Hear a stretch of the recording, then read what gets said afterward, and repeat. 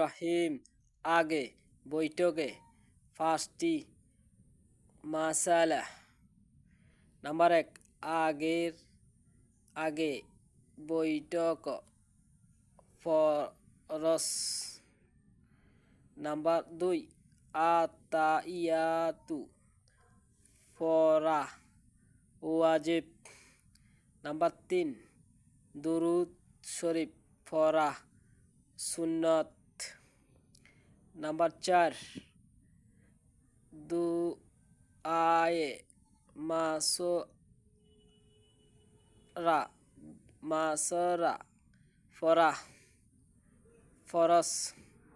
number 5, আসসালামু